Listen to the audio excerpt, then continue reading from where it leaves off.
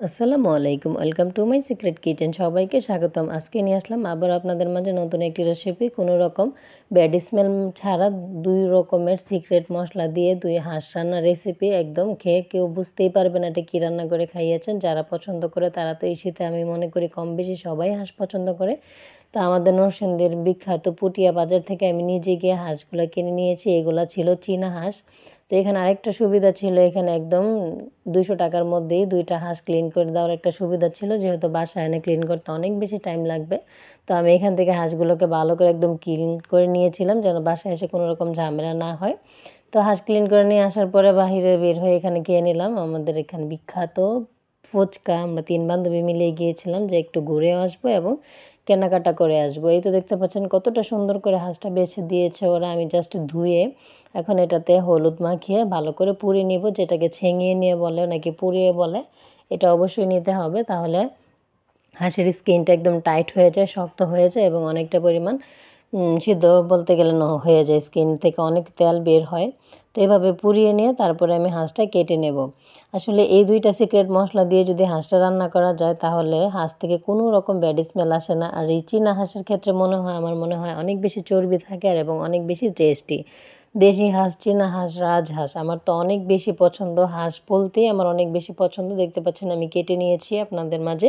এখন চলে যাব রান্নায়। বসিয়ে দিলাম চুলায় একটি প্যান, দিয়ে দিলাম এলাচ, দারচিনি, লং 4-5টা করে, তেজপাতা টুকরো করে দিয়েছি, পেঁয়াজটা হালকা নেড়ে চেড়ে ভেজে এখানে আমি 1.5 টেবিল চামচ পরিমাণ করে দিয়ে দিয়েছি আদা বাটা এবং রসুন বাটা। কাঁচা স্মেলটা চলে যাওয়ার জন্য ভালো করে 2 থেকে 3 মিনিটের মতো ভেজে তারপরে এর মধ্যে দিয়ে দিলাম 1 টেবিল চামচ ভরে জিরার গুঁড়া, 1/2 চা চামচের মতো গরম মশলার গুঁড়া দিয়ে আবারও আমি মশলাটা ভালো করে কষিয়ে এর মধ্যে অল্প একটু পানি দিয়ে দিয়েছি গুঁড়া মশলাটা যেন পুড়ে না যায় এবং ভালো করে কষাতে পারি। দিয়ে দিলাম 2 চা চামচ ভরে ভরে মরিচের গুঁড়া, 1 চা চামচ হলুদের গুঁড়া, 1 চা চামচের থেকে কম ধনে গুঁড়া দিয়ে উপর থেকে তেল ভেসে ওঠা আগ পর্যন্ত মশলাটা কষিয়ে উপরে এই পর্যায়ে একে একে মাংসগুলো সবগুলো দিয়ে দিচ্ছি। উল্টে পাল্টে নাড়াচাড়া দিয়ে ভালো করে ঢাকনা দিয়ে ঢেকে নিব। দেখতে পারবেন কি পরিমাণে ঝোল বেরিয়ে আসে। আমি কিন্তু এর মধ্যে আর কোনো রকম ঝোল এড করবো না। এখন সেই সিক্রেট মশলাটা আপনাদেরকে তৈরি করে দেখাচ্ছি। দিয়ে দিলাম 1 বাটির পরিমাণ লিকুইড দুধ। আপনারা চাইলে জাল করা কুসুম গরম দুধ নিয়ে এখানে 1 কোয়া লেবু এইভাবে চিপে 2টা ছানা কেটে দই করে নিতে পারেন। যদি আপনাদের হাতে দই থাকে তাহলে ডাইরেক্ট দইটা ফেটিয়েও দিয়ে দিতে পারেন। এটা দেওয়ার ফলে হাঁস থেকে কোনো রকম ব্যাড স্মেল আসবে না, আমি চ্যালেঞ্জ দিয়ে বলতে পারছি।